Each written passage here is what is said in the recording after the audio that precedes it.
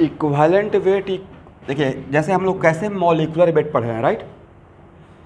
तो molecular wait के जैसा ही एक और वेट है जिसका नाम है इक्विवेलेंट वेट, एग्री। और इक्विवेलेंट वेट इक्वल टू होता है molecular weight divided by n factor.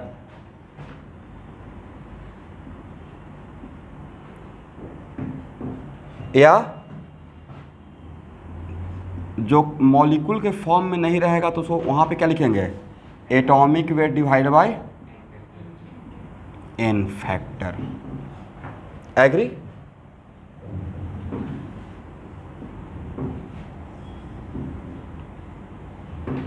अब यहाँ देखना है,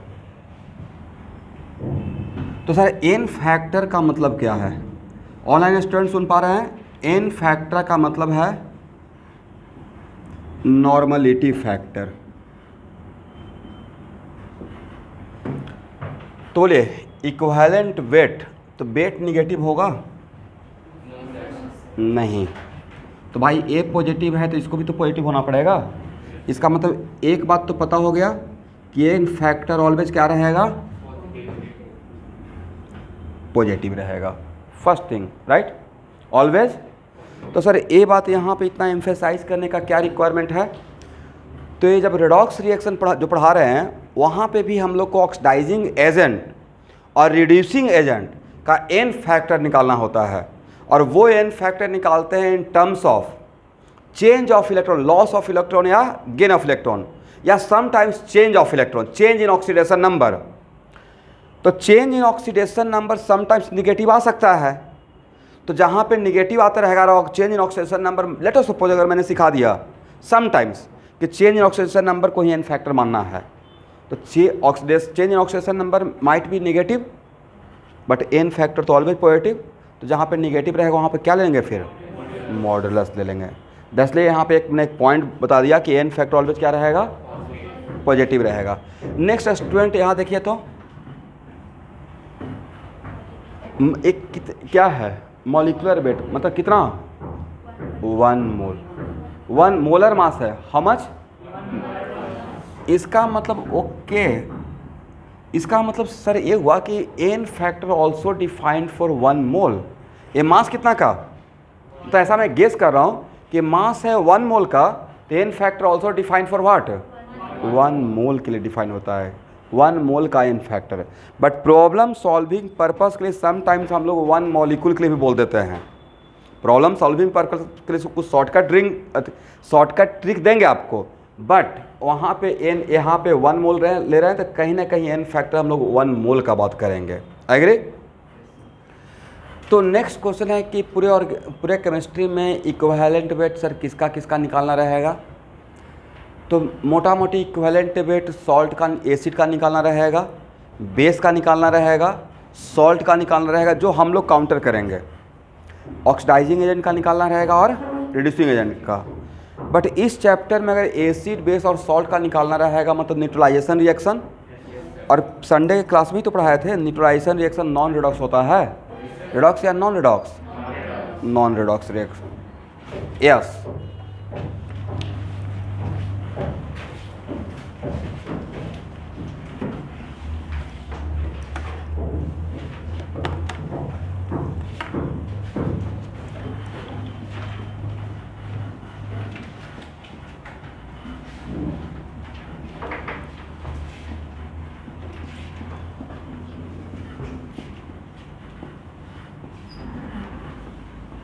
यहाँ देखिए स्टूडेंट,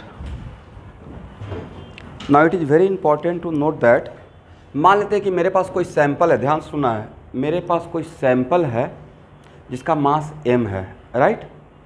तो सपोज कीजिए कि ब्लड का ही सैंपल, तो इट इज़ कंपलसरी कि ब्लड के सैंपल में ऑलवेज हीमोग्लोबिन टेस्ट कराएं, बहुत सारा टेस्ट हो सकता है ना। इसका मतलब है कि मेरे पास m है, मास ऑफ द सैंपल। जैसे कैसे हम लोग काम कर रहे थे कि सर हम लोग कोई सॉल्यूशन लेते थे, तो क्या इस सॉल्यूशन का सिर्फ मोलरिटी निकालते थे। सर इस सॉल्यूशन का तो हम लोग बहुत कुछ काम किए हैं, percentage weight by wait, percentage weight by volume, percentage volume by volume, फिर मोलरिटी, मोललिटी, मोल फ्रैक्शन को और डेंसिटी, और उसमें से कोई भी एक देखकर बाकी निकालते थे, राइट। ये तो इसमें तो कम से कम 5-6 प्रॉब्लम प्रैक्टिस करवाया हूँ। How can we convert molarity into molality and बहुत सारा चीज़। इसका मतलब है कि मेरा एक कोई सॉल्यूशन है। Now it is very important to note that मेरा कोई एक सॉल्यूशन है, तो इस सॉल्यूशन का हम लोग मोलरिटी भी बता सकते हैं, राइट, मोललिटी भी बता सकते हैं, और क्या बता सकते हैं, डेंसिटी भी बता सकते हैं, और क्या हम लोग बता सकते हैं, मोल फ्रैक्शन भी बता सकते हैं स्टूडेंट, और परसेंटेज वेट बाई वेट भी बता सकते हैं, और परसेंटेज वेट बाई वॉल्यूम, इतने सारे और भी कुछ बता सकते हैं, ठीक है। तो सर इसका क्या मतलब, इसका मतलब ये है कि मान लेते हैं कि m is the mass of the sample, तो क्या इस m में सिर्फ हम लोग नंबर ऑफ मोल ही निकाल सकते हैं, और भी तो कुछ निकाल सकते हैं, राइट।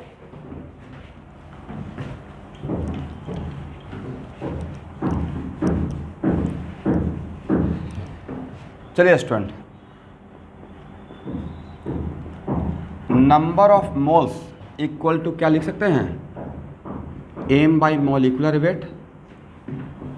अगर सैंपल वैसा सैंपल है जो कम मॉलिक्यूल का सैंपल है, कंपाउंड है, अगर एलिमेंट रहता तो क्या लिखते हैं, m बाई एटॉमिक वेट।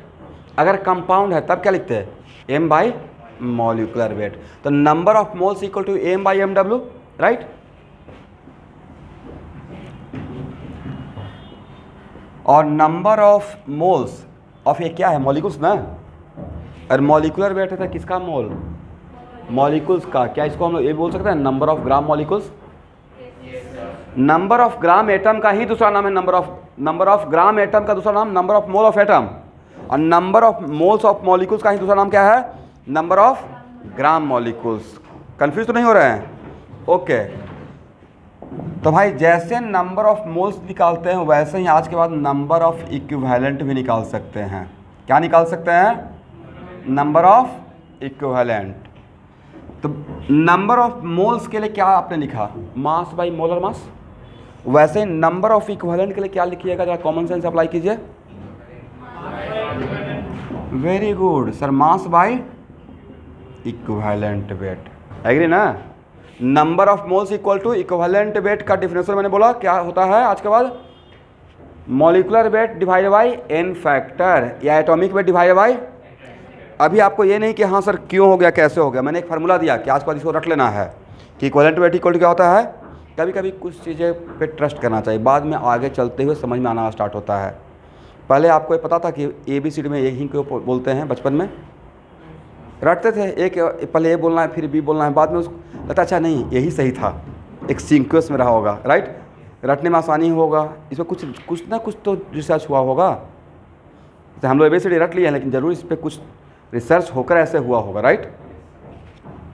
तो वैसे ही number of equivalent equal to mass by equivalent weight, correct student. Equation first को तो यहाँ देखिएगा, तो मैंने इसी सैंपल में, यहाँ देखेंगे सब लोग, इसी सैंपल में मुझे नंबर ऑफ मोल्स भी चाहिए और नंबर ऑफ इक्विवेलेंट भी चाहिए। तो सर कोई बात नहीं है, नंबर ऑफ मोल्स चाहिए होगा तो आप ये फार्मूला लगाइए, और नंबर ऑफ इक्विवेलेंट चाहिए तो आप ये फार्मूला लगाइए, एग्री, करेक्ट। इक्वेशन फर्स्ट को सेकंड से डिवाइड करें तो क्या हो जाएगा, इसको इक्वेशन सेकंड कर दीजिए एवरीवन, इसको इक्वेशन थर्ड कीजिए। इक्वेशन फर्स्ट क्या था, इक्वेशन फर्स्ट हम लोग डिफाइन किए इक्विवेलेंट वेट, समझ गए। इक्विवेलेंट वेट के लिए क्या है, molecular weight by n factor, very good. अभी ये नहीं जानना कि n फैक्टर है क्या, कैसे निकालेंगे, बट n फैक्टर मान लेते कुछ है, जब जान जाएंगे तो अप्लाई कर लेंगे। Equation second divided by first क्या होगा, नंबर ऑफ मोल्स। यहाँ तो बोल ही सकते हैं ऑफलाइन में, घर पे नहीं बोलते हैं, कोई बात नहीं है। Number of moles divided by number of equivalent, यहाँ पे रिप्लाई करना है, ये नहीं कि सर एक बहाना है कि मास्क लगाए हुए हैं, थोड़ा सेफ्टी रखना है, लेकिन बोलना भी है। Number of moles divided by number of equivalent equal to what, sir m और m कैंसिल हो जाएगा, m और m कैंसिल, बचेगा क्या? इक्विवेलेंट वेट ऊपर चला जाएगा। और क्या ये में हम कैंसिल कर दें एवरीवन? चलिए, और इक्विवेलेंट वेट के बदले क्या ये पुट कर सकते हैं? Molecular weight are divided by n factor. ये बहुत बार यूज में आएगा, बहुत इंपॉर्टेंट है। यहाँ तक समझ में आ गया? क्या ये आपस में कैंसिल हो जाएगा?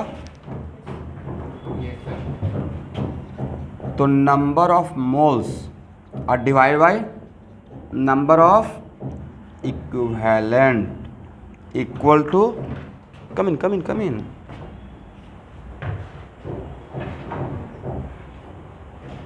क्या नाम है आपका? इधर बैठिएगा।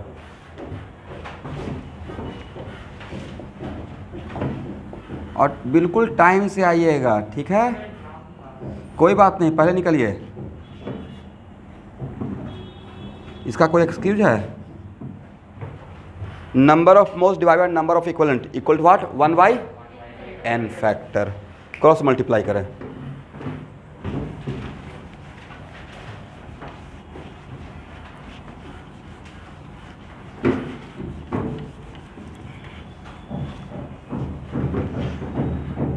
क्रॉस मल्टीप्लाई कीजिएगा तो क्या होगा, हो जाएगा student? Number of equivalent equal to n factor into what? Number of, yes, number of. Okay sir, ये तो बहुत बढ़िया है। नंबर ऑफ मोल्स अगर निकाल लें और n फैक्टर पता चल जाए तो नंबर ऑफ इक्विवेलेंट निकाल लेंगे। मतलब एक इक्विवेलेंट वेट नहीं भी निकाले हुए हैं, बस उसका n फैक्टर पता रहेगा और नंबर ऑफ मोल्स निकाल लें। इसका मतलब नंबर ऑफ इक्विवेलेंट निकालने का अब मेरे पास 2 फार्मूला। कौन कौन सा? नंबर ऑफ इक्विवेलेंट निकालने का एक फार्मूला तो ये, और दूसरा फार्मूला कि सर अगर मेरे पास नंबर ऑफ मोल रहेगा मेरे हाथ में और अगर उसका n फैक्टर रहेगा तो डायरेक्ट यहाँ भी तो निकाल सकते हैं। सपोज कीजिए number of moles 10 n factor 2, then number of equivalent कितना हो जाएगा? 20 हो जाएगा। करेक्ट ना? इसका तो बस हम लोग नंबर ऑफ, यस, ये बहुत काम का है। इसको बॉक्स करके शॉर्ट नोट्स में रखिएगा। अच्छा, आप लोग शॉर्ट नोट्स साथ में बनाते चल रहे हैं नहीं बनाते चल रहे हैं? सबका मोल कॉन्सेप्ट का शॉर्ट नोट्स चेक करूँगा, लेकर आइएगा। टाइम दे रहे हैं क्योंकि बहुत लोग अभी स्टार्ट नहीं किए होंगे, बस दुर्गा पूजा के बाद शॉर्ट नोट्स चेक करूँगा, ठीक है? मतलब प्रॉपर जैसे बोला हूँ, ऐसा नहीं कि सिर्फ कहानी सुन रहे हैं। हाँ सर, आप बोलते तो अच्छा लगता है सुनने में, करने में ख़राब लगता है। होता है सुनने में बहुत कुछ अच्छा लगता है, बट जैसे जैसे बोल रहे हैं वैसे वैसे कीजिए। अगर सच में वहाँ तक पहुँचना है जहाँ तक सोचे हैं। सोचने में ख़राब थोड़ी लगता है कि आईआईटी में चले जाते एडमिशन होता। जाना डिफ़िकल्ट है भाई, आईआईटी में जाना इतना आसान है। जो वहाँ से पढ़ कर निकल गया उसी से पूछिएगा कि अंदर जाना भी डिफ़िकल्ट है और वहाँ से पास होकर निकलना भी डिफ़िकल्ट है। इतना आसान लाइफ नहीं है। हाँ, उसके बाद का लाइफ बहुत अच्छा है। उसके बाद का लाइफ जो सोचे थे वो मिल गया आपको, राइट? कुछ नहीं तो कम से कम अंदर में एक सेल्फ रिस्पेक्ट तो है, सेटिस्फेक्शन।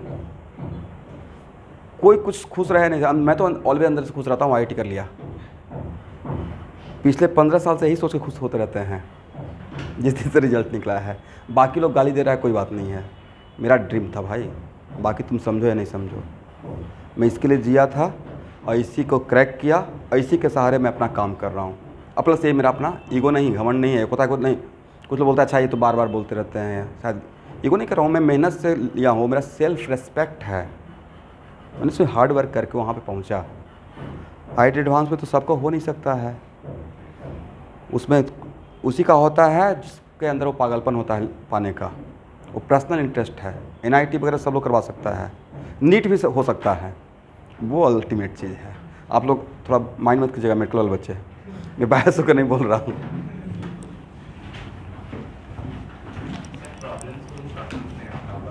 नहीं, प्रॉब्लम शॉर्ट नोट्स में रखिएगा तो फिर शॉर्ट नोट्स कहाँ रहा? ओनली की पॉइंट्स एंड फार्मूला मैं दिखा दूंगा। मेरे पास अभी नेक्स्ट क्लास में मुझे इन करते ही याद दिलाइएगा। डेमो दे देंगे शॉर्ट नोट्स, खुद का शॉर्ट नोट्स ओरिजिनल, तब समझ में आ जाएगा कि शॉर्ट नोट्स कैसे बनता है। ओके स्टूडेंट, अब यहाँ देखिए ये फार्मूला तो आपके हाथ में आ गया। नेक्स्ट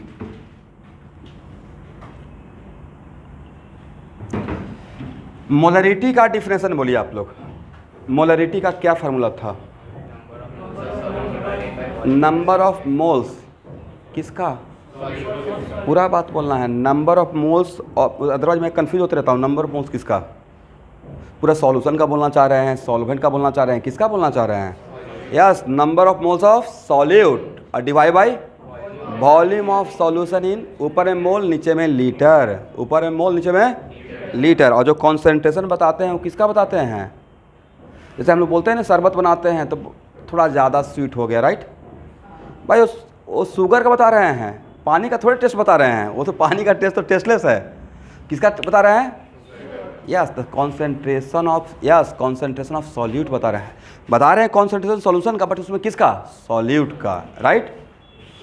चलिए, तो जैसे हम लोग मोलरिटी का फार्मूला है number of moles of solute divide by volume of solution इन। देखिए मैं फार्मूला को पकड़ के रखता हूँ, वहाँ से बड़ा बड़ा प्रॉब्लम सॉल्व कर लेते हैं। तो बेसिक जो फार्मूला है उसको नहीं भूलना है स्टूडेंट, ठीक है।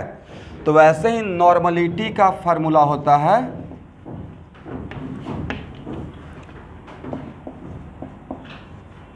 Number of equivalent. देखिए तो मैंने क्या बोला? Number of equivalent of solute. अब ये नहीं बोलना कि सर नंबर ऑफ इक्विवेलेंट कैसे निकलेगा। नंबर ऑफ इक्विवेलेंट निकालने का मेरे पास दो मेथड हो गया, मास बाई इक्विवेलेंट वेट, या मोल रहेगा तो मोल इंटू एन फैक्टर। वहाँ से नंबर ऑफ इक्विवेलेंट तो पता चल जाएगा। तो ऊपर में नंबर ऑफ इक्विवेलेंट, तो नीचे में volume of solution in litre, volume of solution in litre. लेकिन ऊपर में अगर मिली इक्विवेलेंट रहेगा तो नीचे में वॉल्यूम किस में लीजिएगा? ml में लीजिएगा, correct. Yes, and now it is very important to note that normality को स्टूडेंट एन से इंडिकेट करते हैं। किससे? मोलरिटी को कैपिटल एम से, मोलरिटी को स्मॉल एम से, मोल फ्रैक्शन को एक से जनरली इंडिकेट करते हैं। वैसे ही नॉर्मलिटी को किसमें? Capital N. तो क्या लिखेंगे? नंबर ऑफ इक्विवेलेंट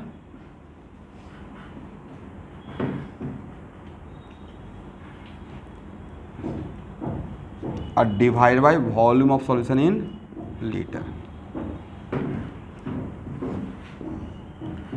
चलिए क्रॉस मल्टीप्लाई कीजिए।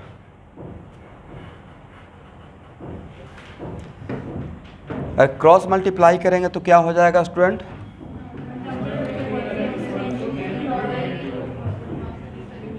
नंबर ऑफ इक्विवेलेंट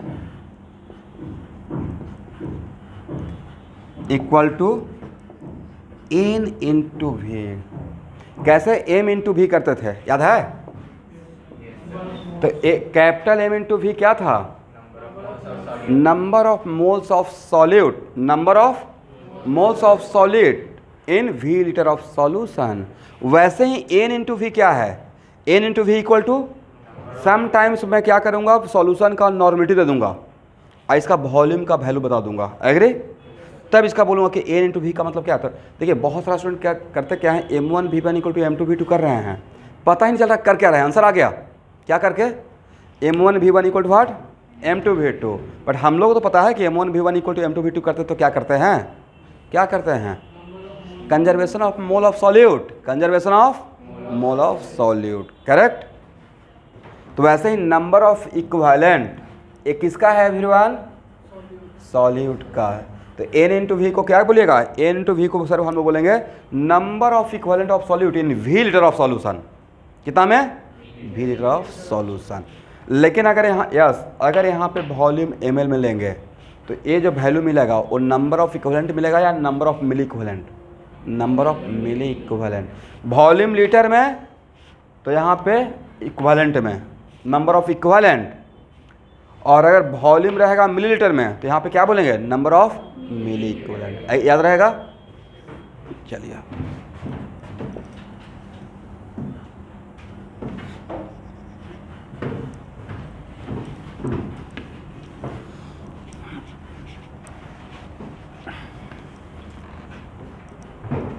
अभी भी चल रहा है या बंद हो गया?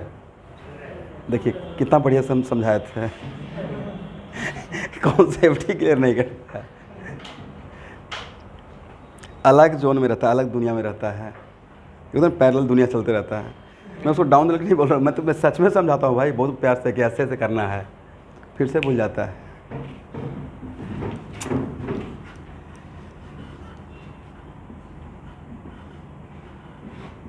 देखिए ये जो क्लासरूम में एसी है उसको मुझसे माइनस करके सोचिएगा, ये मेरे लिए नहीं है, वहाँ चाहे यहाँ, वहाँ पे देखिएगा तो मेरे लिए एक फ़ैन लगा हुआ है, राइट।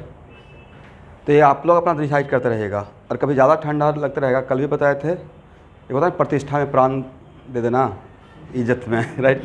निकल के बोल देना है बहुत ठंडा लग रहा है, बंद कर दीजिए इधर वाला, ठीक है। अभी ठीक है, नॉर्मल है, ओके।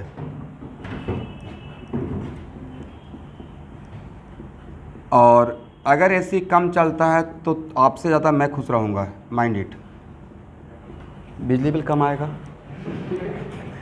तो इसमें मेरे लिए बेटर है, प्लस एनर्जी सेव होगा, ऐसे भी जानिए। ओके स्टूडेंट, यहाँ देखिएगा ये है भी लीटर, बातों को समझिए, भी लीटर ऑफ सॉल्यूशन, और यहाँ पे मैं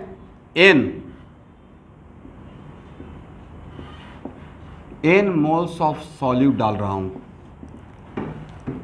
मेरे सॉल्यूशन का वॉल्यूम कितना है, v लीटर, इसमें सॉल्यूट कितना डाला, तब आपसे पूछेंगे ओके स्टूडेंट मोलरिटी कितना होगा, क्या बोलिएगा सर, ये तो बहुत आसान है, n/v कीजिए, n/v,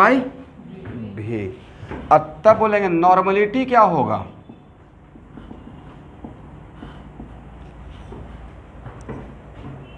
तो यहाँ पे क्या है, मोल ना, ऐसे लिखिए number of moles of what, solute, और डिवाइडेड बाई भी। बट इज इट कंपलसरी कि ऑलवेज इसका मोलरिटी ही पूछा जाएगा? सेम सॉल्यूशन का तो अलग अलग चीज़ भी तो पूछ सकते हैं। तो normality is also type of concentration, normality is also kind of what, concentration. अब भी मुझे नॉर्मलिटी पूछना है, तब क्या लिखिएगा सर, बट इसी सॉल्यूशन का, अलग सॉल्यूशन का ना, for a given solution, for a what, solution बना चुके हैं, तो उसका मोलरिटी ये है। नॉर्मलिटी अगर बोलेंगे तो number of equivalent, number of equivalent of solute are divided by, yes. अच्छा स्टूडेंट बताइए, दोनों, इन दोनों इक्वेशन में दोनों के लिए कॉमन क्या रहेगा, वॉल्यूम, वॉल्यूम क्या रहेगा। चलिए फर्स्ट को सेकंड से डिवाइड कीजिए, तो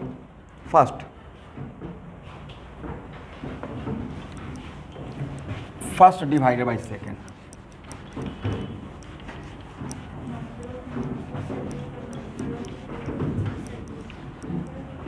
तो नहीं, पहले तो ये बोलेंगे ना molarity by normality, molarity by everyone, normality, correct, equal to क्या कैंसिल हो जाएगा, v और v कैंसिल हो जाएगा, क्या लिखेंगे, number of moles of solute और डिवाइड बाय नीचे क्या, number of, yes, equivalent of solute. बताइए तो number of equivalent equal to क्या लिख सकते हैं, n factor into number of moles. Very good, very good. देखिए यहाँ से लाइफ कितना आसान आपका हो गया, मोलरिटी और डिवाइडेड बाय नॉर्मलिटी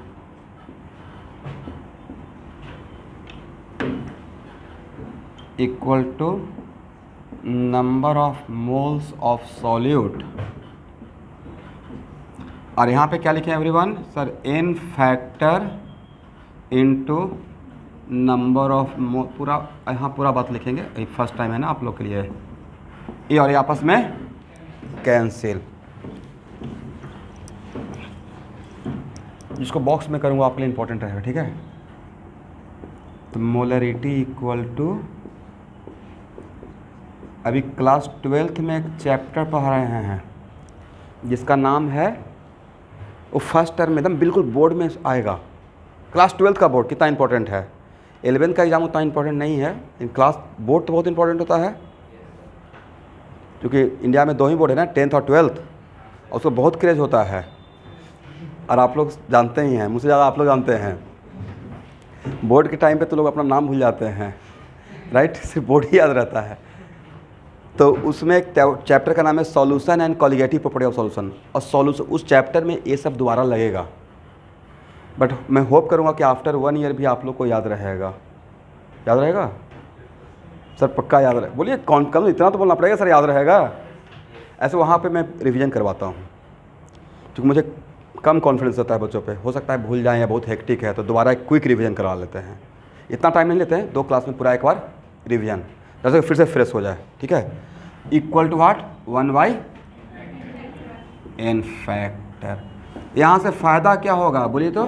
सर यहाँ से फ़ायदा यही हुआ कि अगर मोलरिटी पता रहेगा तो नॉर्मिलिटी निकाल लेंगे, और नॉर्मिलिटी पता रहेगा तो नॉर्मिलिटी निकालने का एक फार्मूला तो ये भी तो है, या तो यहाँ से निकाल लेंगे, और नहीं तो अगर मोलरिटी निकाल चुके हैं, अगर हम लोग मोलरिटी फाइंड, समटाइम्स होता है ना कि एक ही क्वेश्चन में आपसे मोलरिटी भी पूछ रहे हैं, मोलरिटी भी पूछ रहे हैं, नॉर्मिलिटी पूछ रहे हैं, मोलरिटी आपने निकाल लिया तो बस इसका भी तो लाभ उठा सकते हैं। कैसे? Normality equal to n factor into what? Yes, molarity. अब बताइए मोलरिटी और नॉर्मलिटी इक्वल कब हो जाएगा? यस, जब n फैक्टर 1 रहेगा तो वहाँ पे नॉर्मलिटी और मोलरिटी क्या हो जाएगा? इक्वल हो जाएगा। लिख लीजिएगा।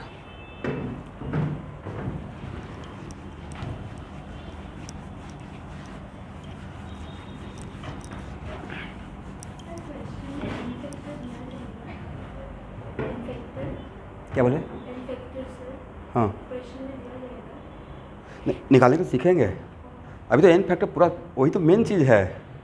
अभी किसी को पता है क्या कि n फैक्टर क्या है? कुछ है n फैक्टर, राइट?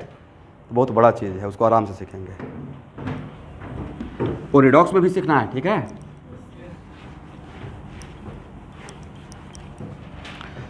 अब यहाँ पे खाली एक केस कर लीजिए, if n factor equal to, if n factor equal to 1, then क्या बोलेंगे? Normality equal to molarity, not molarity, molarity, right?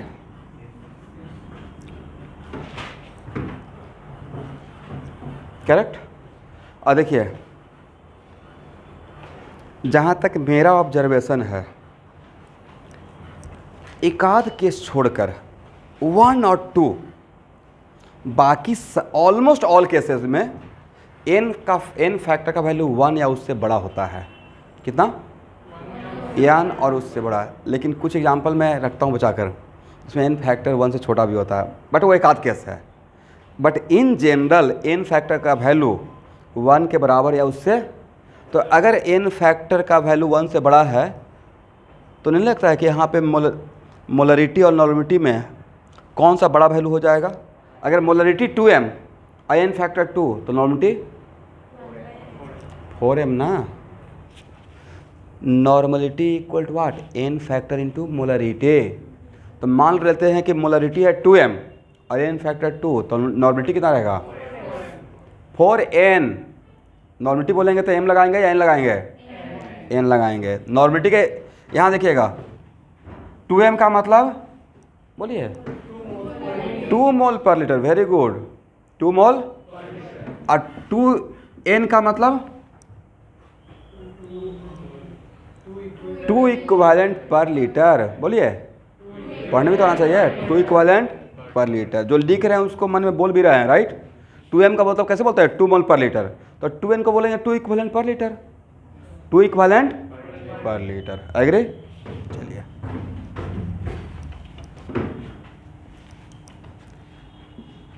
एक बार लिख लेते हैं। इसका मतलब क्या है? 2 इक्विवेलेंट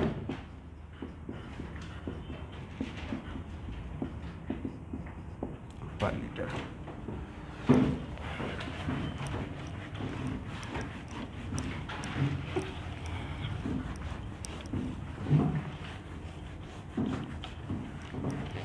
हाँ, इक्विवेलेंट मतलब इक्विवेलेंट का मतलब क्या है?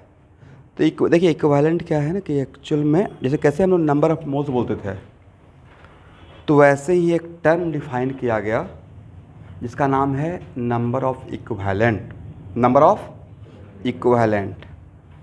और एक्चुअल में कोई भी रिएक्शन लिखते हैं उसको थोड़ा देर के बाद वो आएगा, आगे चल के समझ में आएगा। जैसे यहाँ पे 2a + 3b = 4c, और लेट अस सपोज अगर ये बैलेंस है तो 2, 3, 4 क्या इंडिकेट करता है? रिएक्शन होने का तरीका अकॉर्डिंग टू मोल, इसका 2 मोल, इसका 3 मोल से, राइट। बट आगे चलकर हम लोग पढ़ेंगे जिसका एक नाम रहेगा लॉ ऑफ केमिकल इक्विवेलेंस। बोली तो यस। और लॉ ऑफ केमिकल इक्विवेलेंस में ए का 1 इक्विवेलेंट कितना? ए का 1 equivalent always react with B का 1 इक्विवेलेंट से। 1 equivalent of A always react with 1 equivalent of B and always produce 1 equivalent of. तो सर फिर स्टोइचोमेट्रिक कोएफिशिएंट का मीनिंग क्या रह जाएगा? कोई मीनिंग नहीं। मतलब अगर इक्विवेलेंट के अकॉर्डिंग सोचते हैं तो रिएक्शन बैलेंस हो या अनबैलेंस हो कोई फ़र्क पड़ेगा? जब स्टोइचोमेट्रिक कोएफिशिएंट का आप केयर ही नहीं कर रहे हैं, मतलब इसका 1 मोल 1 इक्विवेलेंट से इसका 1 इक्विवेलेंट, तो एक्चुअल में रिएक्शन इक्विवेलेंट के अकॉर्डिंग भी होता है। बहुत सारा एक्सपेरिमेंटल ऑब्जर्वेशन जो देखा गया तो उसमें एक्चुअल में आगे चलकर हम लोग बहुत सारा चीज़ देखने वाले हैं। जैसे यहाँ पे कैसे लिखते हैं Na2O, राइट। सोडियम, तो इसका ऑक्सीजन का 1 एटम सोडियम के 2 एटम के साथ अटैच हो रहा है। कुछ इसका रहा होगा वैलेंसी का रिलेशन। किसका रिलेशन? सर ये तो आप ये बोल रहे हैं सर इसका तो वैलेंसी सर ऑक्सीजन का 2 था इसलिए ऐसा हुआ। तो वैलेंसी 2 था तो उसके उस वैलेंसी के अकॉर्डिंग मास का भी तो कोई रिलेशन रहेगा। तो आगे चलकर यहाँ पे एक्चुअल फैक्ट यह है कि यहाँ पे थोड़ा टाइम से पहले पूछ लिए, यहाँ पे सोडियम का इक्विवेलेंट वेट जब निकालेंगे तो यहाँ पे मैं बोलूँगा एटॉमिक वेट डिवाइडेड बाई 1। बोले सर 1 क्यों कर दिए? तो यहाँ पे सोडियम का वैलेंसी 1 है। कितना है? और अगर ऑक्सीजन का निकालेंगे तो एटॉमिक वेट बाई 2, तो 16/2 मतलब 8, राइट। यस। तो इसमें फिर कॉमन क्या रहेगा? तो कॉमन यही रहेगा कि ऑलवेज कोई भी कंपाउंड फॉर्म होता है, मानते हैं ए और बी मिलकर अगर सी दिया है तो सी के अंदर ए का क्या रहेगा? 1 इक्विवेलेंट, अब बी का भी क्या रहेगा? अगर सी का 1 इक्विवेलेंट लेते हैं तो इसके 1 इक्विवेलेंट के अंदर ए का कितना इक्विवेलेंट? 1, और बी का ए रूल है। तो उसको कुछ डिफाइन करने के लिए हम लोग एक टर्म डिफाइन किया जिसका नाम है equivalent, number of equivalent, correct. तो लॉ ऑफ केमिकल इक्विवेलेंस को डिफाइन करने के लिए। और लास्टली मानी कि हाँ आज के बाद में हम लोग के लाइफ में एक इक्विवेलेंट भी आ गया। पहले था नंबर ऑफ मोल्स, अब एक नया क्या आया है? Number of equivalent. पहले नंबर ऑफ मोल्स के लिए बोलते थे मास बाई मोलर मास, अब यहाँ पे क्या बोलेंगे? मास बाई इक्विवेलेंट वेट, ठीक है।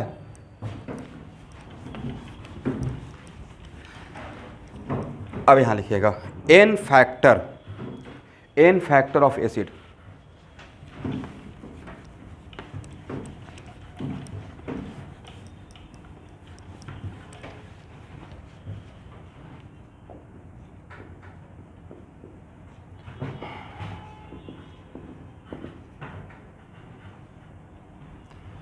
लिखिए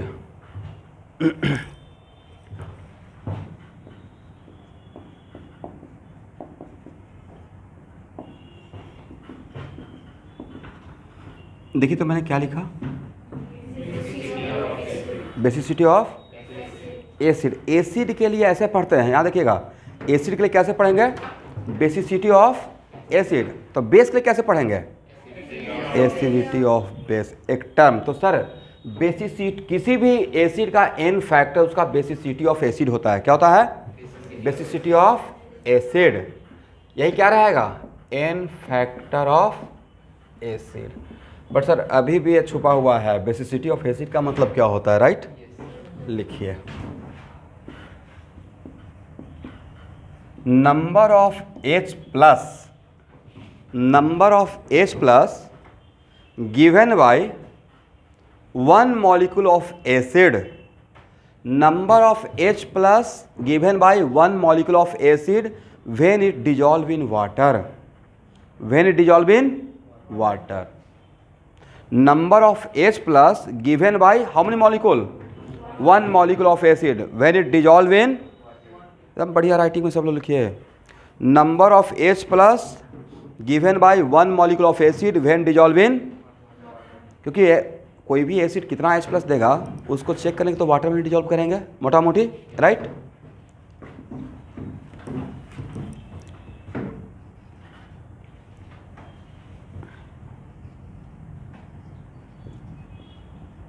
what is the meaning of monobasic acid everyone?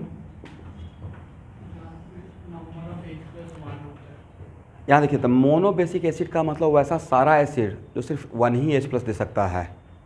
Monobasic acid का मतलब number of H plus given by one molecule of acid equal to what, 1, तो उसको हम लोग क्या बोलेंगे आज के बाद, मोनोबेसिक एसिड। और किसी भी फॉर एग्जांपल HCl, यहाँ देखना है सबको, HCl का वन मॉलिक्यूल जब वाटर में डिजॉल्व करेंगे तो कितना H प्लस देगा, वन मॉलिक्यूल 1 देगा, राइट। और H2SO4 का वन मॉलिक्यूल को अगर वाटर में excess of water, not concentrated, excess of water में, तो one molecule of H2SO4 after dissolving in water कितना H प्लस, 2 देगा, राइट। एक ओके, और मान लेते हैं कि H3PO4 फॉस्फोरिक एसिड, H3PO4, तो उसका वाटर में डिजॉल्व करेंगे तो मैक्सिमम कितना दे सकता है, तो उसको क्या बोलेगा, 2 देगा तो उसको बोलेंगे डाइबेसिक, और 3 देगा तो, 4 देगा तो काफ़ी है। यहाँ तक समझ में आ गया, ओके। तो मोनोबेसिक एसिड का एग्जांपल कुछ, मोनोबेसिक एसिड का मतलब समझ गए ना, HCl बहुत सारा एग्जांपल है, HBr, HI, HNO3, HNO2 etcetera. इन सब एसिड का अगर इन सब एसिड को अगर वाटर में डिजॉल्व करेंगे इसका वन मॉलिक्यूल कितना H प्लस देगा, तो सर इसके पास तो पाई ही नहीं है, एक ही है ही, राइट। तो इसका बेसिसिटी कितना होगा एवरीवन, यस बेसिसिटी होगा 1। तो इसका एन फैक्टर क्या होगा, एकदम ऐसे तरीके से लिखिएगा, ये मोनोबेसिक का एग्जांपल, इसका बेसिसिटी, इसका एन फैक्टर क्या होगा एवरीवन, 1। अब भाई जिसका एन फैक्टर 1 है तो उसका इक्विवेलेंट वेट क्या हो जाएगा, मॉलिक्यूलर वेट डिवाइडेड बाय 1 कर दें। इक्विवेलेंट वेट का फार्मूला क्या था, एक फार्मूला भी तो, molecular weight divide by n factor, लेकिन जिसका एन फैक्टर 1 है तो जिसका एन फैक्टर 1 रहेगा उसका इक्विवेलेंट वेट और मॉलिक्यूलर वेट डिफरेंट रहेगा, सेम हो जाएगा, सेम हो जाएगा, correct. Equivalent weight, yes equivalent weight equal to molecular weight हो जाएगा, समझ गए ना।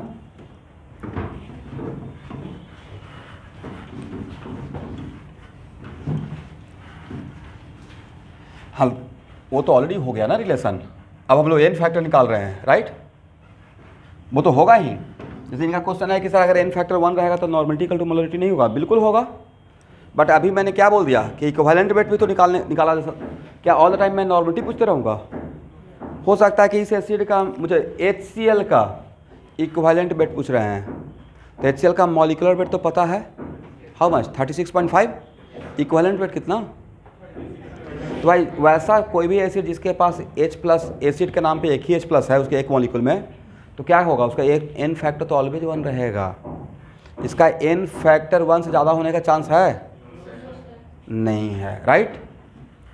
दैट्स वाई वैसा कोई भी, इसका मतलब sir conclusion is that all monobasic acid का जो मॉलिक्यूलर इक्विवेलेंट वेट रहेगा वो मॉलिक्यूलर वेट का बराबर हो जाएगा ऑलवेज। बजा सर एन फैक्टर 1 रहेगा तो इक्विवेलेंट वेट निकालने के लिए आप molecular weight divide by N factor करेंगे, और किसी भी चीज़ को 1 से डिवाइड करते तो बात तो एक ही है ना, किसी भी क्वांटिटी को 1 से मल्टीप्लाई करें डिवाइड करें कोई फ़र्क पड़ेगा नहीं पड़ेगा। अब लिखिए डाइबेसिक एसिड,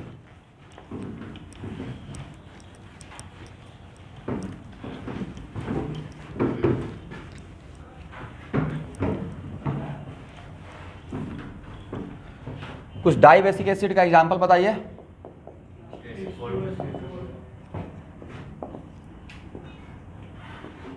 H2SO4 और H2SO3 और कुछ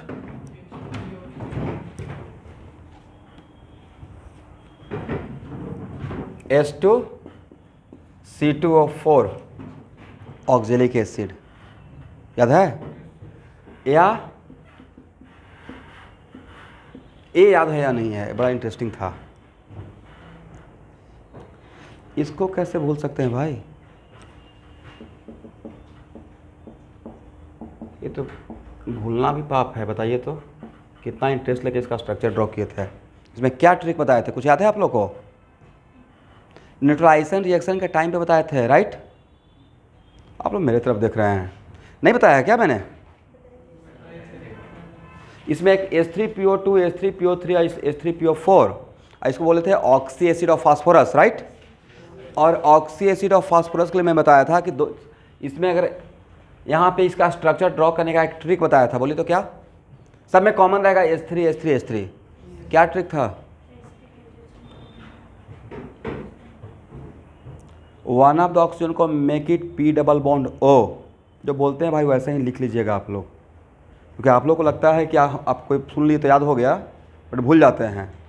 इस जहाँ पे H3PO2, H3PO3, H3PO4 रहेगा तो वहाँ पे स्ट्रक्चर एक कम से कम 10 बार कॉम्पिटिटिव एग्जाम में आया हुआ है ड्यू टू स्ट्रक्चर, ठीक है?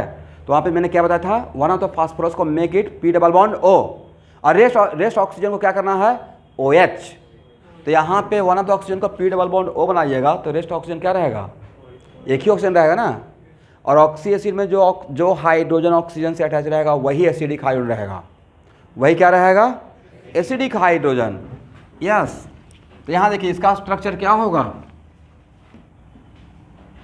सर? इसका तो स्ट्रक्चर डैम श्योर मैं इसको पढ़ाया होगा, राइट? स्ट्रक्चर लिखा होगा। इसमें ऐसा लग रहा था कि 3 एसिडिक हाइड्रोजन है, ऐसा लग रहा था कि it might be tribasic acid, but is it tribasic या it is always monobasic? Always monobasic, correct?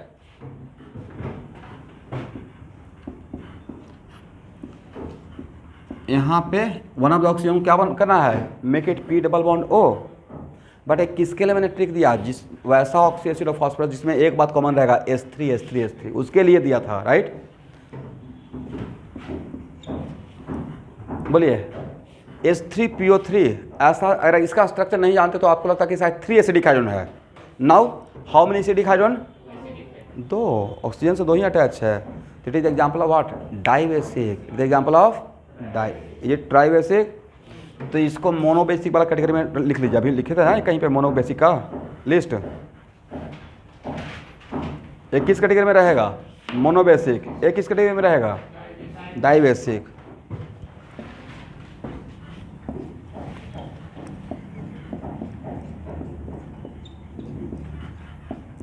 और इस ये क्या रहेगा? ट्राइबेसिक रहेगा। समझ गए?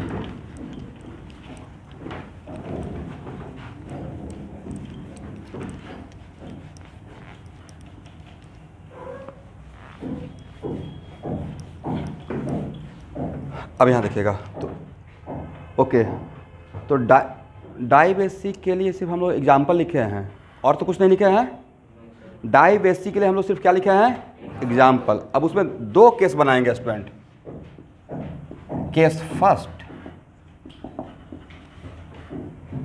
If reaction is not mention, if reaction is not mention,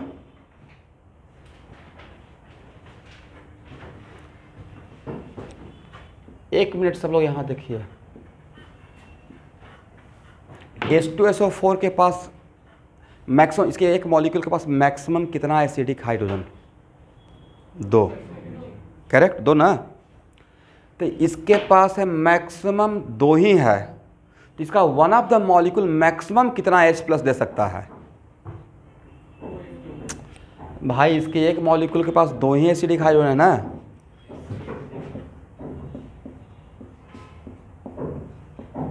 इसका तो स्ट्रक्चर भी जानते हैं, तो रिडॉक्स में कितना बार आ चुका, right? How many acidic hydrogen in H2SO4? 2, right. इसका मतलब मैक्सिमम इसका 1 मॉलिक्यूल 2 ही H+ दे सकता है, राइट। इसका मतलब है कि H2SO4 अपना मैक्सिमम बेसिसिटी ऑफ एसिड कितना शो कर सकता है? क्या 3 शो कर पाएगा? इसके पास 3 एसिडिक हाइड्रोजन है? नहीं। बट सर एक भी तो कर सकता है। मेरे पास 200 रुपया ही है और किसी से लेना भी नहीं है किसी मोमेंट पे, तो मैक्सिमम 200 खर्च कर सकता हूँ। 100 तो खर्च कर ही सकता हूँ, राइट। बचा के रख सकते हैं, यस। लेकिन उस अब यहाँ पे ये नहीं बोलना है कि सर H2SO4 के पास 2 एसिडिक हाइड्रोजन है तो 1.5 H+ भी तो खर्च कर सकता है। ये बोलने में सही लगेगा? 1 मॉलिक्यूल क्या, देखिए ये तो बड़ा इररिलेवेंट बात लगेगा भाई। अब इसका मतलब कुछ स्टूडेंट पकड़ लेंगे, ओके सर ने बताया है कि 1.5 fractional n factor fractional value भी हो सकता है डिपेंडिंग अपॉन सिचुएशन। बट यहाँ पे H2SO4 जो एसिड है तो इसके पास मैक्सिमम 2 एसिडिक हाइड्रोजन है, राइट। तो इसका 2 ही केस हो सकता है, या तो 2 H+ देगा नहीं तो 1 H+ देगा। इसका 1 मॉलिक्यूल जो मैंने डिफिनेशन लिखवाया, मैंने डिफिनेशन में क्या लिखवाया? Number of H+ given by 1 molecule of acid. Number of H+ acid के लिए number of H+ given by 1 molecule of acid.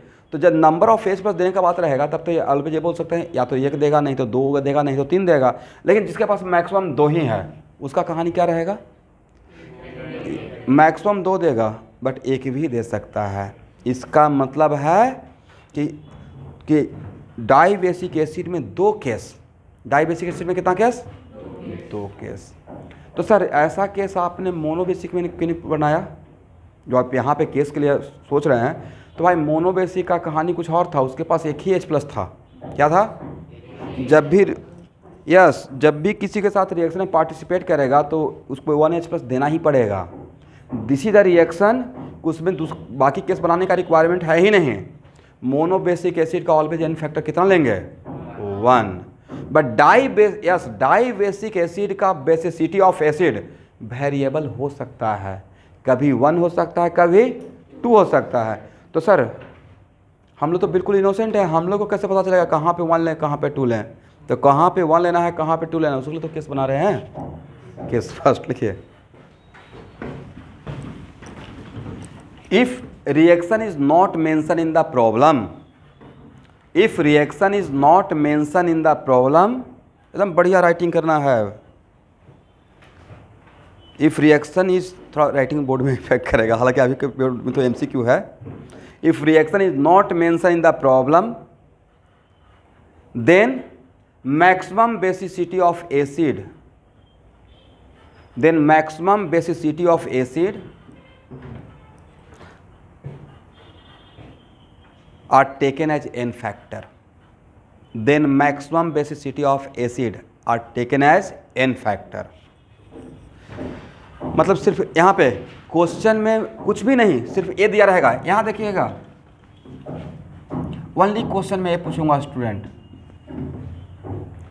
What the equivalent weight of H2SO4, what is the equivalent weight of, अरे H2SO4 कहाँ पे use कर रहे हैं, किस reaction के यूज कर रहे हैं? रिएक्शन नहीं दिया हुआ है। तो अगर रिएक्शन नहीं दिया रहेगा, अगर रिएक्शन नहीं दिया रहेगा तो उस टाइम पे उसका मैक्सिमम बेसिसिटी लेग पकड़ना है एन फैक्टर के लिए, राइट।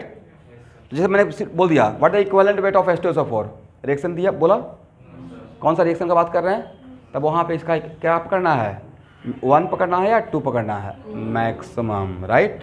समझ गए? तो उसी टाइप तरीके से बहुत सारा क्वेश्चन रहेगा, ठीक है। इस देखिए यहाँ पे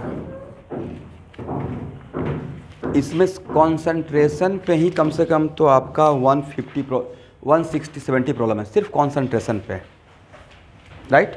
या आप लोग यहाँ से कैटलिस्ट में आइएगा तो हार्ड कॉपी कलेक्ट कर लीजिएगा, और जो लोग बिल्कुल अभी नहीं आना चाह रहे हैं उनके लिए PDF शेयर कर दूंगा और प्रिंट आउट निकाल लीजिएगा। अच्छा, आप जितना भी इससे पहले भेजते थे उसका प्रिंट आउट निकालते थे या मोबाइल से ही काम चला रहे थे? ओके, ठीक है। और सेकेंड केस, फर्स्ट केस तो समझ में आ गया, तो इसका एक एग्जाम बाद में एग्जाम्पल ले लेंगे। सेकेंड ले लेंगे, इसका पढ़ लेते हैं। Second case, if reaction is mention in the problem, if reaction mention in the problem, if reaction mentioned in the problem, then n factor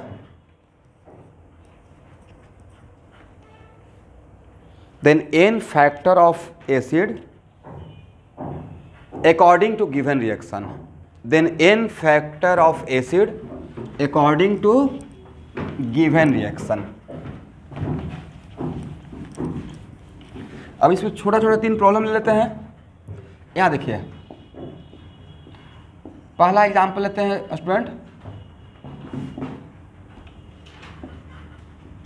n factor of H2SO4 बस and equivalent weight of H2SO4. इस problem में क्या आपको ये पता है कि कौन सा रिएक्शन में यूज होने वाला है? Reaction is not mention. तब क्या लेना है बोलिए? ओके, तब यहाँ पे मैक्सिमम लेंगे तो n फैक्टर कितना हो जाएगा? 2. और इक्विवेलेंट वेट कितना होगा एवरीवन? मॉलिक्यूलर वेट बाई 2 कितना है? Yes 98 by 2. Very good. 49 कितना हो जाएगा? 49. H2SO4 का मॉलिक्यूलर वेट तो निकाल लेंगे ना? कैसे निकालते हैं?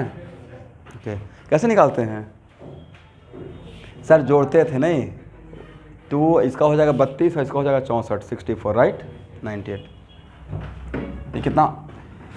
अब सेकेंड क्वेश्चन. अब यहाँ देखिएगा, एक क्वेश्चन तो हो गया.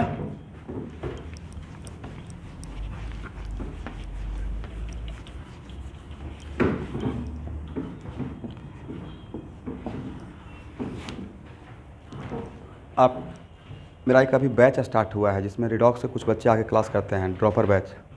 पता तो चल ही गया होगा आप लोग में. उस बैच से उसमें कुछ स्टूडेंट्स आप लोग बहुत आगे हो, वो 2 साल पढ़ के आए हैं. मतलब बिल्कुल ये सब नहीं पढ़े. जब जो चीज़ आपके लिए बहुत आसान लग रहा है ना, वहाँ पे वो लोग डर रहे हैं. फर्स्ट टाइम आ रहे हैं, जैसे गांव से कहीं कहीं से पढ़ के आए हैं. मतलब हम लोग बहुत राइट टाइम पे बहुत सही तरीके से. थोड़ा अब यहाँ पे प्रेशर लग रहा है कि सर इतना कुछ सब कुछ आ गया अचानक से, ग्राफ आ गया, फिजिक्स आ गया, राइट. बट अभी से थोड़ा थोड़ा टेंशन टॉलरेट कर लीजिएगा तो आगे का लाइफ आसान रहेगा. नहीं तो बहुत फ्रस्ट्रेशन हो जाता है. हम लोग जो एकदम राइट टाइम पे सब कुछ सही शुरू हुआ है. और गुवाहाटी में जो पेरेंट्स रहते हैं तो उनको पता हो ही जाता है कि मतलब सही से एकदम 10th के बाद ही स्टार्ट करना चाहिए. 10th के बाद अगर कोई भी अपना 11th में टाइम वेस्ट कर लिया, ऐसा नहीं कि सारे स्टूडेंट अभी कैटलिस्ट आ गए. कुछ ऐसे भी तो होंगे ना कि जैसे फर्स्ट ईयर मस्ती का ईयर वाला कहीं से डायलॉग आ गया, पता नहीं कौन किसने दे दिया, राइट. तो उनका देखिए क्या फ्रस्ट्रेशन होगा. दिसंबर आते आते पता ही नहीं चलेगा नॉर्मलिटी क्या है, मोल कॉन्सेप्ट क्या है, राइट. तो उनको बस एक ही बात बोलना है, ज्वाइन कैटलिस्ट. ये था पब्लिसिटी. एक और एग्जाम्पल लेते हैं.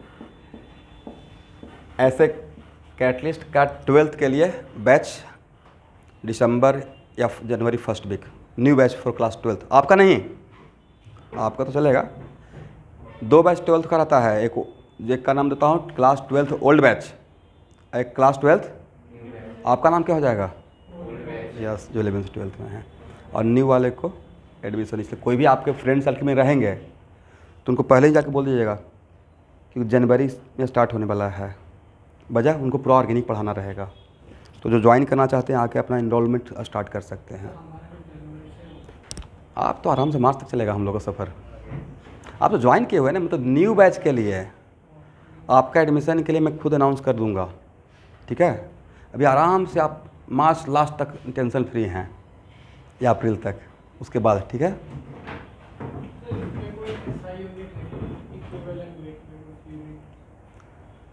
तो इक्विवेलेंट वेट तो रहेगा ना यूनिट. मास का रहेगा, मास ही तो है. मॉलिक्यूलर वेट क्या है? ग्राम पर मोल. यहाँ पे क्या बोलेंगे? ग्राम पर इक्विवेलेंट. ग्राम पर मोल, ग्राम इक्विवेलेंट वेट. कितना इक्विवेलेंट का मास? मोलर मास कितना मोल का मास? 1 मोल. तो बोलते हैं ग्राम पर मोल. इक्विवेलेंट वेट कितना इक्विवेलेंट का मास? तो बोलेंगे ग्राम पर इक्विवेलेंट, बोलेंगे ग्राम पर इक्विवेलेंट. ओके.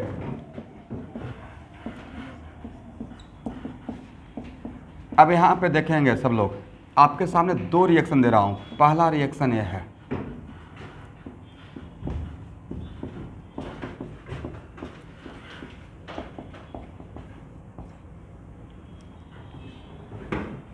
ऐसा नहीं कि मैं भूल गया कि 2NH लेना चाहिए था, मैं जानबूझ के 1NaOH लिया हूँ, यही मैंने रिएक्शन दिया आपको, right. H2SO4 plus NaOH gives what, NaHSO4 plus water. इसका नाम क्या है, सोडियम बाइसल्फेट, क्या बोलेंगे, या sodium hydrogen sulphate. Now it is very important to note that इस पूरे रिएक्शन में H2SO4 के पास कितना H प्लस था, एसिडिक आयन था। How many acidic, actually how many acidic ion present in one molecule of H2SO4, 2। इस reaction में कितना दिया, एक ही दिया, 1 तो इसके पास बचा रह गया ना, 1 इसके पास बचा रह जाएगा। तो इवन इफ इसके पास 2 एसिडिक आयन था बट रिएक्शन में दिया कितना, 1। तो डाई बेसिक एसिड के लिए अगर रिएक्शन मेंशन रहेगा तो उस रिएक्शन में आपको ऑब्जर्व करना है कि इसका 1 मॉलिक्यूल इस रिएक्शन में कितना अपना H प्लस खर्च किया। तो यहाँ पे H2SO4 का 1 मॉलिक्यूल इस रिएक्शन में कितना H प्लस खर्च किया है, था 2, एक तो बचा रह गया, दैट्स वाई इसमें यहाँ पे इस N फैक्टर कितना पकड़ना है, 1। इसका मतलब इस रिएक्शन में N फैक्टर ऑफ H2SO4 कितना लेंगे, yes, N factor of H2SO4 equal to what, 1। बाद में कंक्लूड कर दूंगा, don't worry. H2SO4 plus 2NaOH, यहाँ देखिएगा सब लोग, Na2SO4 plus 2H2O। Now it is very important to note that कि यहाँ पे अभी इस रिएक्शन, आप मेरे पास 2 रिएक्शन था एग्जाम्पल में, सेकेंड रिएक्शन में H2SO4 के पास कितना एसिडिक आयन, 2, बट क्या अब यहाँ पे बचा, इसका मतलब सेकेंड रिएक्शन में H2SO4 का 1 मॉलिक्यूल अपना कितना H प्लस दिया, 2, राइट। तो इस यहाँ पे इस एग्जाम्पल में इसका N फैक्टर क्या रहेगा, किसका, H2, करेक्ट ना। तो भाई यहाँ पे इस एग्जाम्पल के लिए इक्विवेलेंट वेट ऑफ H2SO4 कितना होगा everyone, sir molecular weight by 1 होगा, राइट, मॉलिक्यूलर वेट बाई 1 मतलब 98। और इस एग्जाम्पल में इक्विवेलेंट वेट ऑफ H2SO4 क्या होगा, मॉलिक्यूलर वेट बाई 2 मतलब 49। तो आपने क्या ऑब्जर्व किया, जो आपने ऑब्जर्व किया वो एक लाइन में कंक्लूड कीजिए। ओके सर, इतना इसमें कहानी बनाने का रिक्वायरमेंट ही नहीं था। ऑल डाई बेसिक एसिड के लिए कंक्लूजन क्या, for all dibasic acid equivalent weight molecular weight by 1 भी हो सकता है और मॉलिक्यूलर वेट बाई 2 भी हो सकता है, राइट। मॉलिक्यूलर वेट बाई 3 तो हो नहीं सकता है। इसका मतलब है कि डाई बेसिक एसिड का इक्विवेलेंट वेट वेरिएबल हो सकता है, हाँ या ना। मोनोबेसिक का उपाय नहीं है sir, always molecular weight by 1 ही लेना पड़ेगा, बट डाई बेसिक एसिड का मॉलिक्यूलर वेट बाई 1 भी हो सकता है और मॉलिक्यूलर वेट बाई 2 भी हो सकता है। तो सर मॉलिक्यूलर वेट बाई 1 कब लिखेंगे और मॉलिक्यूलर वेट बाई 2 कब लिखेंगे, तो उसमें 2 case, if reaction is not mention तब क्या लेंगे, मैक्सिमम बेसिसिटी ऑफ एसिड को ही एन फैक्टर पकड़ेंगे, तब लिखेंगे मॉलिक्यूलर वेट बाई 2। लेकिन if reaction is mention then in a given reaction, तब उस केस में depending upon reaction, depending upon reaction means what, कि उस रिएक्शन में 1 molecule of acid, number of H plus given by 1 molecule of acid in given reaction is taken as N factor, is taken as N factor. For example, यहाँ पे कितना H plus दिया इसका 1, इसमें कितना पकड़े 1, इसमें कितना दिया 2। तो सर 2 ही बात हो सकता है, 1 या 2। क्लियर है ना, कितना केस, 3 केस बन गया। अब कंक्लूड कर लीजिए, if reaction is mention in the problem, conclusion लिख लीजिए, if reaction mentioned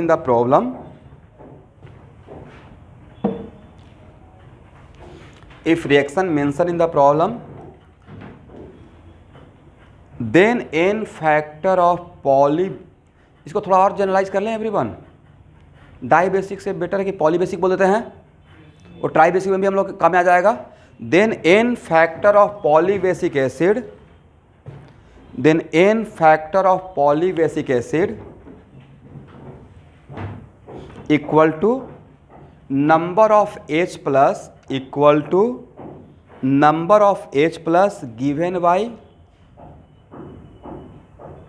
1 molecule of acid given by 1 molecule of acid in that reaction. Number of H plus given by 1 molecule of acid in that reaction. This statement for what? Polybasic acid, right? तो इस अब यहाँ देखिएगा, तो अब आपको समझ में आ गया होगा ओके सर ने मोनोबेसिक के लिए ऐसा बात क्यों नहीं बोला। भाई मोनोबेसिक में किसी एसिड के पास मैक्सिमम एक ही H प्लस है, तो रिएक्शन में पार्टिसिपेट भी करेगा तो उसको एक ही देना पड़ेगा, और नहीं रिएक्शन दे रहेगा तब भी उसका मैक्सिमम लेंगे तो एक ही लेंगे। तो वहाँ पे केस डिवाइड करने का रिक्वायरमेंट था, वहाँ पे आपको कन्फ्यूजन नहीं रहता। बट यहाँ पे अगर ये बात नहीं बताते तो हो सकता है कि आपको तो लगता है कि सर ने बताया था कि जितना एसिडिक हाइड्रोजन रहेगा वही उसका एन फैक्टर रहेगा, और रिएक्शन के टाइम पे अगर ऐसा रिएक्शन रहेगा वहाँ पे इक्विवेलेंट वेट 98 ले लिया जाएगा, तो वहाँ पे आप कन्फ्यूज होते थे। तो वहाँ पे क्रिस्टल क्लियर करने के लिए मैंने केस वाइज डिवाइड कर दिया। अब तो क्लियर है ना? Okay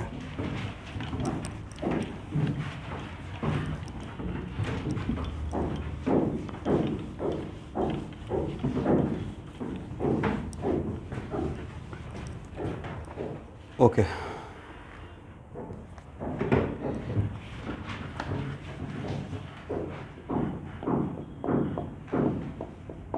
try basic acid, at least एक एग्जाम्पल तो हम लोग के पास है ही, राइट? कौन सा?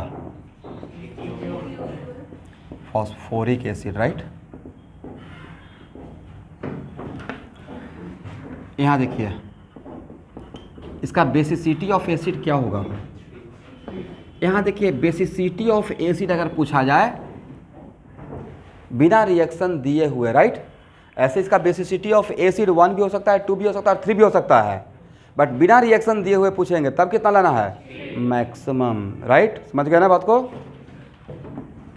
बट यहाँ पे इसका इक्विवेलेंट वेट एवरीवन क्या क्या हो सकता है? तो यहाँ तो जब यहाँ पे रिएक्शन नहीं दिया है, राइट? तो basicity of acid, but N factor के टाइम पे मुझे लगता है इसके लिए केस बना लेना ज़्यादा बेटर रहेगा, नहीं तो आप लोग कंफ्यूज हो जाएगा। एन फैक्टर के लिए कितना केस? 3 केस, 2 केस बना लेते हैं। इफ रिएक्शन इज नॉट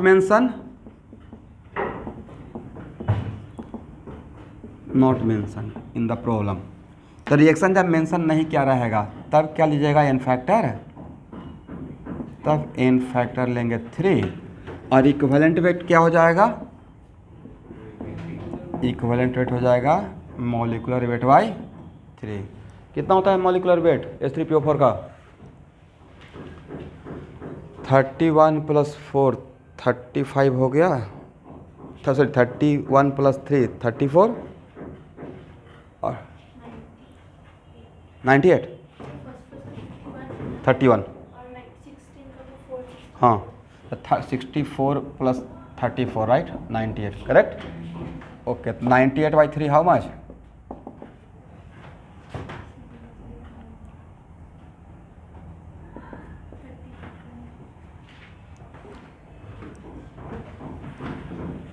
66, ठीक है?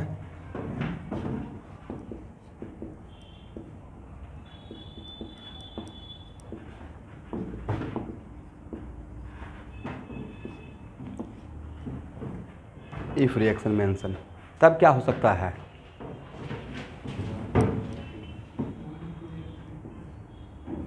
तब यहाँ पे सर इक्विवेलेंट वेट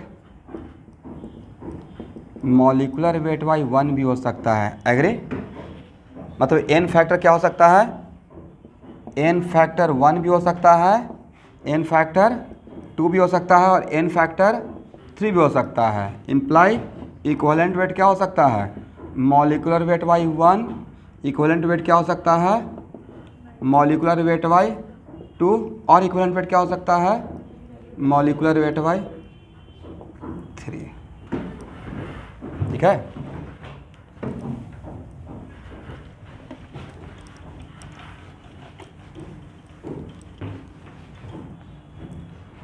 एग्जाम्पल लेने का रिक्वायरमेंट है आप, या रिएक्शन दिया रहेगा तो समझ में आ जाएगा? समझ में आ जाएगा रिएक्शन देकर? ओके, अब देखिए N factor of base, N factor of base,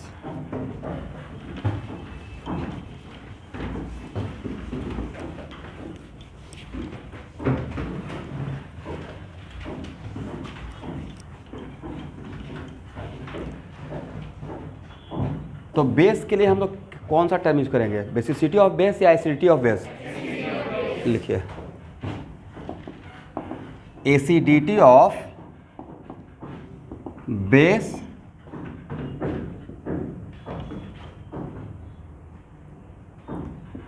तो एसिडिटी ऑफ बेस को डिफाइन कैसे कीजिएगा? जैसे एसिड के लिए हम लोग H+ बोले तो एसिडिटी ऑफ बेस के लिए क्या बोलेंगे? OH-। लिखिए number of OH-, number of OH- given by one molecule of base when it dissolve in water, number of OH- given by one molecule of base when it dissolve in water are called acidity of base, are called acidity of। और जब reaction नहीं दिया रहेगा तो उस time पे क्या कितना पकड़ना है? मैक्सिमम। एग्री? यहाँ देखिएगा स्टूडेंट, अब कैटेगराइज कर लेते हैं। Mono acidic base, mono acidic base, mono acidic base का एग्जांपल बताइए तो।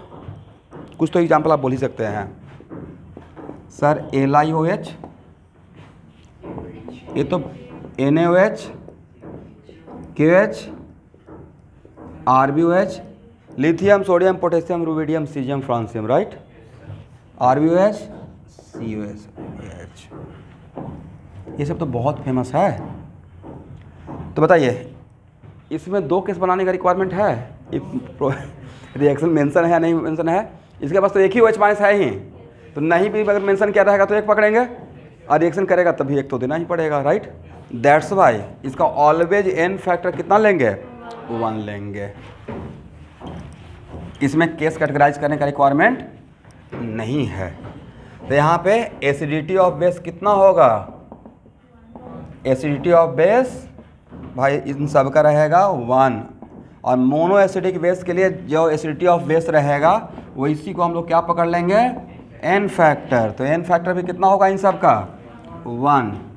और इक्विवेलेंट वेट, तो सर यहाँ पे इक्विवेलेंट वेट इक्वल टू लिखना पड़ेगा मॉलिक्यूलर वेट बाई 1, तो इस केस में मॉलिक्यूलर वेट के बराबर हो जाएगा, राइट? चलिए अब लिखिए डाई एसिडिक बेस। 2-3 एग्जांपल बताइए तो डाई एसिडिक बेस का।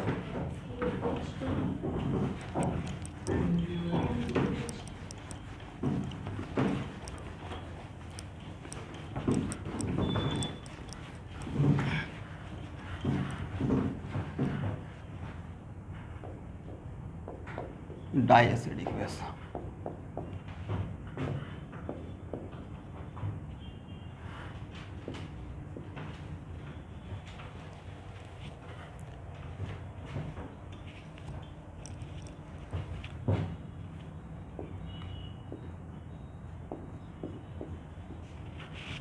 इसका क्या नाम है? Milk of magnesia. क्या नाम है? आज के बाद रट जाइएगा, ठीक है? इसका क्या नाम है? Yes, lime water. ये तो बचपन से इसका पढ़ते आ रहे हैं। लाइम वाटर में अगर हम लोग एयर डालते हैं, राइट, तो उसका कलर क्या होता है? मिल्की। और ज़्यादा करते हैं मिल्कीनेस डिसअपीयर होता है। एक्सप्लेन, आप पूरा बच्चे एक पेज भर दिए एक्सप्लेन करते हुए। 2 रिएक्शन का बात है वो। मिल्की कलर क्यों होता है? यस, और ज़्यादा करने से कैल्शियम बाइकार्बोनेट बन जाता है, वो सॉल्युबल होता है, बट कैल्शियम कार्बोनेट सॉल्युबल नहीं है।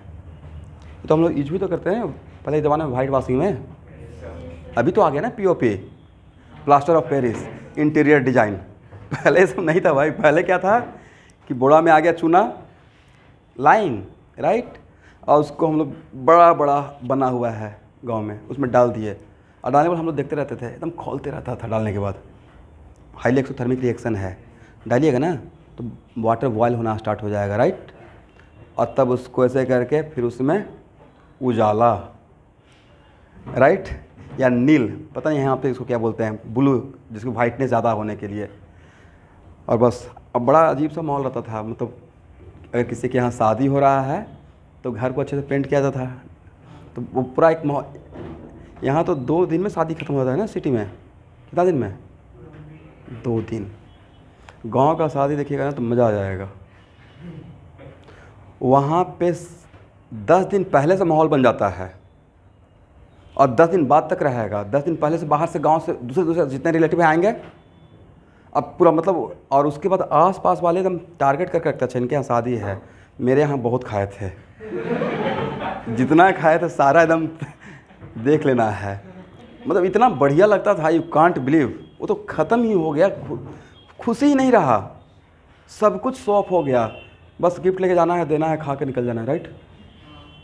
पहले भाई हट लोग जाते थे बैठ कर आराम से। अभी तो था ना बहुत अजीब सा सिस्टम हो गया, खड़ा कर लेके खा लीजिए, राइट। पहले बैठा जाता था भाई आराम से, और उसके बाद प्रेम से सब लोग खिलाते थे, और बहुत खुश हुए तो खाना खाने के बाद 10, 15, 20 रसगुल्ला ऐसे खा लेते थे। याद आते हैं लास्ट में एक मिलता है, राइट। एक का तो वहाँ कोई बात ही नहीं था। अभी भी होता है गांव में, देखिएगा तो बहुत ही अल्टीमेट लगता है। और इतना जितना इवेंट होता है ना सब में रहता है। मुझे याद है कि कम से कम तो 7 इवेंट या 8 इवेंट होता है एक शादी में। फलदान होता है, तिलक होता है, फिर अभी तो एक नया हो गया ना रिसेप्शन भी, उसमें बहुत छोटा छोटा इवेंट होता है गांव में। तो हर इवेंट में सबको खिलाना है, सबको मतलब पूरे गांव को। और समझिए पूरा माहौल बना हुआ है, और सब लोग बाई हार्टली बहुत अच्छे से खिलाते हैं, तो बहुत अच्छा। बट वो कल्चर धीरे धीरे ख़त्म हो गया, फिर उसको हिस्ट्री में हम लोग पढ़ेंगे ऐसा होता था इसको बोलते हैं लाइम वाटर, राइट। MgOH2CH2। और क्या है इसके नीचे? बेरिलियम, मैग्नीशियम, कैल्शियम, स्ट्रॉन्शियम, और ये है बेरियम, राइट। इसका नाम मुझे अभी रिकॉल नहीं हो रहा है। इसको बोलते हैं ब्राइटा वाटर। रायता नहीं, ब्राइटा बोलिए, ब्राइटा वाटर।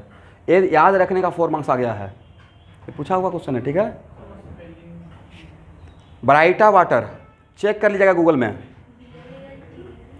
गूगल में कभी कभी गलत भी लिखने से सही आंसर आ जाता है। ब्राइटा वाटर, ठीक है। इसका मिल्क ऑफ मैग्नेशिया, इसका लाइम वाटर, इसका ब्राइटा वाटर। चलिए नाम देख लीजिएगा आप लोग, लेकिन नाम लिख लीजिएगा, जो मैंने बोल दिया उसको लिख लीजिए। बोलिए इन सब का इसमें 2 केस बना लिया जाए। पहला केस क्या रहेगा? If reaction is not mention. अगर रिएक्शन नहीं मेंशन क्या रहेगा, right. If reaction is not mention in the problem, तब कितना पकड़ेंगे स्टूडेंट? एन फैक्टर तब लेंगे 2, right. But if reaction mention, अगर reaction, if reaction given in the problem, right, if reaction given in the problem, तब कितना लीजिएगा? Then depending upon reaction, then according to, लिखिए, then according to reaction.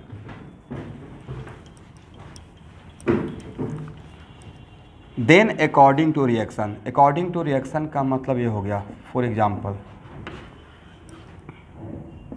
Late us suppose, यहाँ देखिए, इसका 1 molecule को complete neutralise करने के लिए तो HCl का 2 मॉलिक्यूल चाहिए था। बट अगर मैंने एक 1:1 ही लिया तो इसका तो क्या रहेगा? CaOHCl अब प्लस वाटर। देखिए तो सही लिखा हुआ है, CaOHCl। कितना OH लिए? 1 तो बचा रह गया। तो सर इसको बोलेंगे क्या भाई? इसको बेसिक सॉल्ट बोलेंगे। क्या बोलेंगे? तो acid base, yes, acid base salt आगे पढ़ाऊंगा। तो सॉल्ट का according to acidic character, neutral character and basic character salt को 3 कैटेगरी में करेंगे। एक होगा नॉर्मल सॉल्ट, मतलब उसमें ना ही H बचा रहेगा ना ही OH। एक रहेगा एसिडिक सॉल्ट, जैसे आपने बोला ना सोडियम बाईसल्फेट, सोडियम, तो उस सोडियम बाईसल्फेट के सॉल्ट में 1 ऑफ द हाइड्रोजन बचा हुआ है, तो कौन सा सॉल्ट रहेगा? एसिडिक। इसमें क्या बचा रह गया? OH, तो इसको क्या बोलिएगा? Basic salt. और अगर नहीं बचा रहता, ना ही H ना ही OH, तब क्या बोलते हैं? Neutral salt. क्या बोलते हैं? समझ में आ गया? तो इस रिएक्शन में इसका N फैक्टर कितना पकड़िएगा? इसके पास देने के लिए कैपेसिटी तो 2H- का था, दिया कितना रिएक्शन में? 1। तो यहाँ पे क्या लेंगे? Yes, N factor equal to 1। समझ गए? तो यहाँ पे इसका इक्विवेलेंट वेट क्या हो जाएगा एवरीवन? मॉलिकुलर वेट बाई 1, और कैल्शियम हाइड्रोक्साइड का कितना होता है?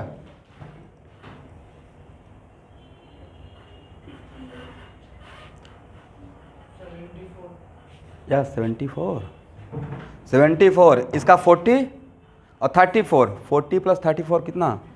34 ना भाई। कैलकुलेशन आप लोग बढ़िया रखिए। हो गया। और अगर रिएक्शन ऐसा रहता CaOH2 and 2HCl converted into CaCl2 अब प्लस वाटर। अब यहाँ पे देखें तो स्टूडेंट, इस कंपाउंड में हाइड्रोजन है, एसिडिक हाइड्रोजन, क्या OH है? सर दोनों से कुछ भी नहीं, तो इस सॉल्ट को क्या बोलिएगा? Neutral salt. क्या बोलेंगे? इस यहाँ पे इसका एक मॉलिक्यूल एन फैक्टर के लिए ऑलवेज 1 मॉलिक्यूल को देखिएगा। कितना मॉलिक्यूल देखते हैं? ऑलवेज 1 मॉलिक्यूल लेकर चल रहा हूँ। एक्चुअली ओरिजिनल कॉन्सेप्ट कुछ और था, उसको हाइड करके भी बोल रहा हूँ। ओरिजिनल कॉन्सेप्ट था 1 मोल। क्या था? तो एक्चुअल में तो सर आप 1 मोल बोल नहीं रहे हैं, तो 1 मोल नहीं बोलने से आपके सेहत पर कोई फ़र्क नहीं पड़ रहा है। वजह यहाँ देखिए, ध्यान से सब लोग देखेंगे। एक्चुअल डिफिनेशन इसका होना चाहिए था, रेडॉक्स में दोबारा लिखाऊंगा, एन फैक्टर को 3 डिफिनेशन लिखाऊंगा, राइट। एक रहेगा ओरिजिनल डिफिनेशन और दूसरा रहेगा प्रॉब्लम सॉल्विंग पर्पस के लिए, करेक्ट। तो एक्चुअल में इक्विवेलेंट वेट के लिए क्या था? Molecular weight by N factor, मतलब 1 मोल का बात कर रहे हैं, तो होना चाहिए था number of mole of H plus. सब लोग ध्यान सुनेंगे, number of mole of H plus given by 1 mole of acid, given by 1 mole of acid, right. तो भाई इसका 1 कितना? 1 मोल एसिड जितना मोल H प्लस देगा, 1 मोल एसिड जितना मोल H प्लस देगा, तो इसका 1 मॉलिक्यूल, यहाँ देखिए इसका HCl का 1 मॉलिक्यूल कितना H प्लस देगा? 1। तो इसका Na मॉलिक्यूल कितना देगा? NaH plus. ये तो यूनिटी मेथड है भाई ना, एक मॉलिक्यूल 1H प्लस देगा, इस एग्जाम्पल के लिए है। तो Na मॉलिक्यूल कितना देगा? NaH plus. इसका मतलब है कि इसका 1 मोल HCl लेते, हाउ मनी? तो इसका कितना H प्लस मिलता स्टूडेंट? NaH प्लस मिलता, कितना? बट मुझे इसका पार्टिकल नहीं चाहिए था। 1 मोल बोलेंगे तो इसका भी मोल निकालेंगे, बट ये नंबर ऑफ H प्लस मिला, तो number of mole of H plus निकालते तो number of mole of H plus बोलते हैं इसमें, तो क्या करते हैं? Na बाई Na, हाँ या ना? 1। तो number of mole of H plus कितना? तो हम लोग को तो चाहिए 1, वैल्यू कितना रहा? तो 1 मॉलिक्यूल से भी कितना H प्लस? 1, और 1 मोल से भी कितना मिला? 1 मोल, तो वैल्यू तो 1 ही रहा ना। इसलिए प्रॉब्लम सॉल्विंग पर्पस के लिए जो मैंने आपको शॉर्टकट ट्रिक बताया कि number of H plus given bye 1 molecule, तो सर नंबर ऑफ मोल बोलते 1 मोल का डिफाइंड है, तो वैल्यू तो 1 ही मिलता। क्या मिलता? 1। तो आंसर पे कोई फ़र्क।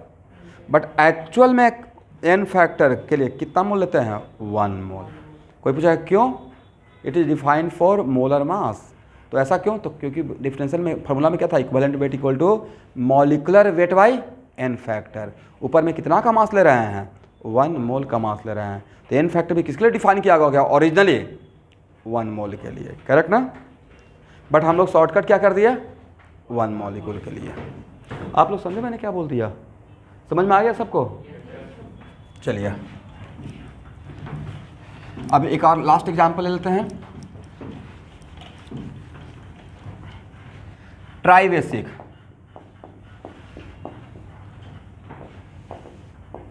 क्या इसमें खुद से केस बना लीजिएगा? अगर प्रॉब्लम में मेंशन नहीं रहेगा, रिएक्शन नहीं मेंशन रहेगा, तब इसका एन फैक्टर कितना पकड़िएगा? 3। और अगर रिएक्शन मेंशन रहेगा देन 1 भी हो सकता है, 2 भी हो सकता है और 3 भी, डिपेंडिंग अपॉन। लिख लीजिए केस बनाइए। तो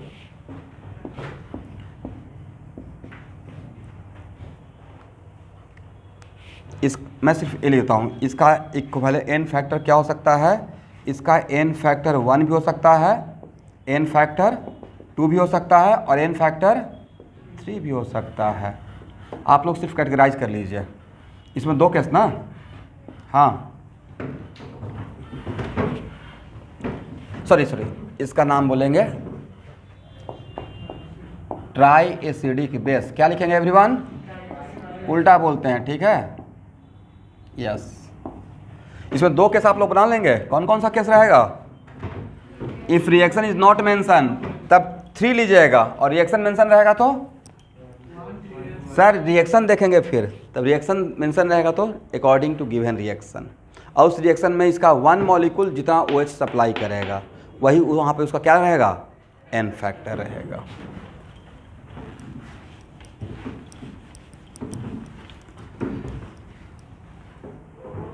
तो जो भी आज आपको डिस्ट्रीब्यूट किया गया है उसको मंडे के क्लास में लेकर आइएगा। अलग अलग डे में अलग अलग चीज़ चल रहा है ना। कौन कौन सा टॉपिक चल रहा है मंडे का? यस।